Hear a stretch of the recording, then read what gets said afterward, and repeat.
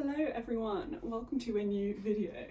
I'm stood up mainly because I couldn't get the lighting right, so I've just gone with this, but also because I'm time to get energised because we're going to be talking about a year abroad. Gotta get ready to move countries.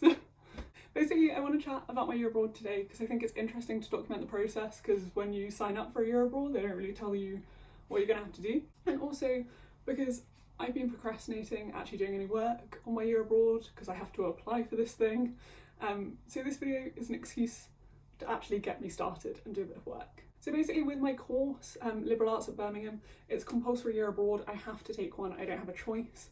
I would have chosen to anyway because everyone that I've ever spoken to who's done a year abroad has said it is the best choice they made whilst they're at uni, or potentially ever. So that is a resounding yes from everyone I've spoken to about this. But when I first went into this, I had quite a different idea of what I thought my year abroad might look like to what I do now. So I thought at first that I wanted to go to like New Zealand or Canada, these faraway places that I would never have the support system to just move to quickly for a year and then move back.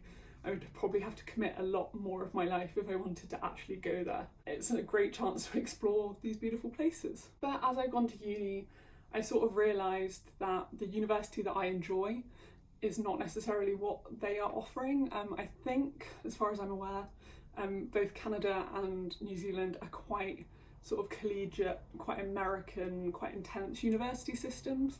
And actually I realised I think I much prefer the sort of European, quite laid back, more living in a city, being a part of a city, but you just happen to be a student vibe. That's more my thing. And also, I've discovered during lockdown and a bit earlier than that I really enjoy learning languages, and to be able to do a year abroad in a country where I don't know the language and hopefully gain at least some proficiency in it would be super cool.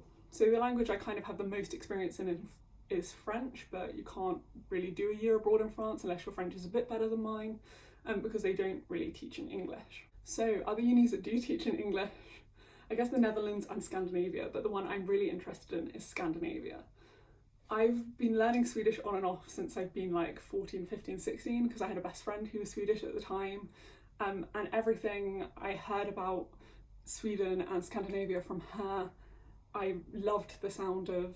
I've been to Iceland and I really loved the vibe there. Just I think that I'm really interested in at least Scandinavian culture, and it's a place I'd really like to go and spend some time to see if maybe I'd like to move there one day, I guess. But in general, just appreciate it and learn a bit more about it. It's also extortionately expensive, and you do get a little bit of support with your year abroad, I'm hoping. So that might make moving there a little bit easier.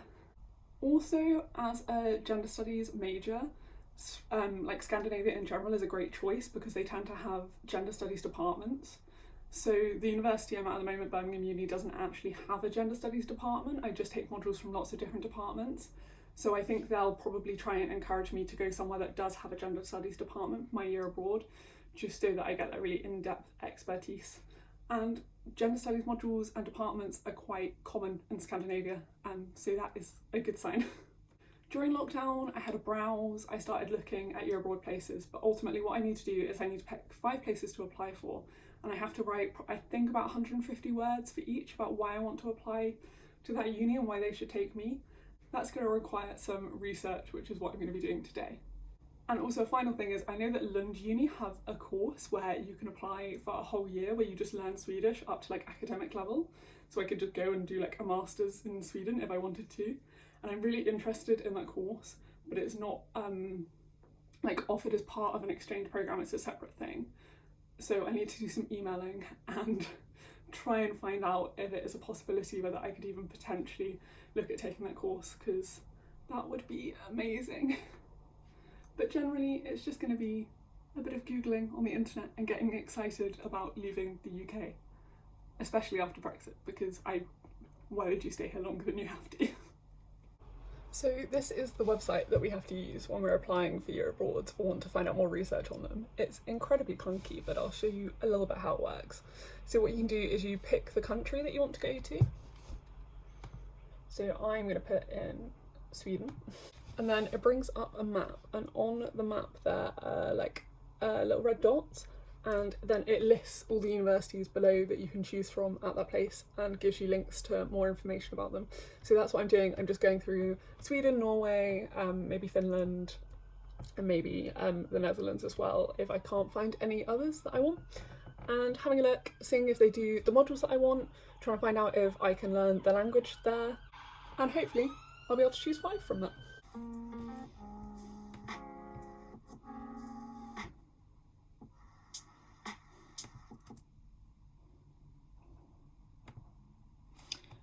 Better just change the language to English.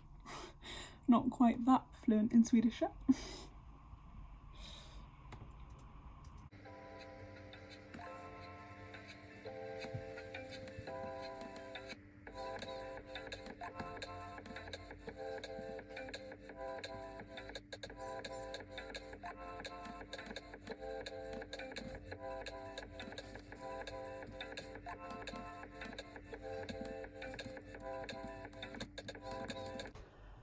I've made progress, so I think I know what the 5 universities I want to apply for next year are, which is super exciting.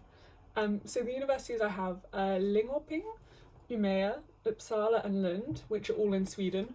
So one of them's in the south of Sweden, 2 are kind of either side of Stockholm, and 1 is up in the north of Sweden, and then Oslo in Norway.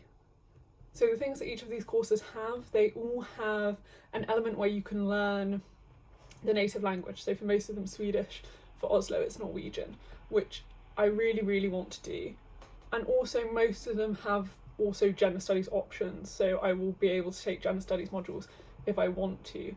I'm kind of up for taking whatever on my year abroad. I'm up for branching out a bit more, but if I do need some gender studies ones, and also I just default know I'll be interested in it. Things I've got to worry about now are ordering, so I think it'll probably go Lund, Uppsala, Oslo, Linköping and then Umeå, but I'm not sure. But I've also found out that Linköping are doing a presentation for my uni, like just saying a bit more about them at 11, and it's currently 20 to 11, so I think I'm going to watch that as well. I haven't yet written anything. I think I'm going to wait till I have a little bit more guidance for that one and know specifically what to say. I think the issue is for a lot of them I have quite similar reasons to go, so I think I need to go through with a bit more of a fine-tooth comb and learn more about the places and the specific modules and be able to give really specific things about why I want to go to that particular place. I'm not going to worry about that yet. I think it's like a month while your abroad applications are due in. Also, we have to give in this application and then our department look at it and bring it back to us and tell us if what we're applying for is unrealistic and we're just not going to get into those places, because it also depends how many people from our university want to go to these specific universities. So I need to get feedback on that as well before I can fully commit and say that these are the 5 I'll be applying for. But I'm happy that I have the names, and now I don't have to look at all of the universities in the world. I just have to look at these 5 universities and get to know them a bit better. If you've been on a year abroad already, like, let me know where you went. I think it's really exciting, and if people have any tips as well, because it's definitely a step into the unknown. But I'm super excited about it, and I think this is a good start.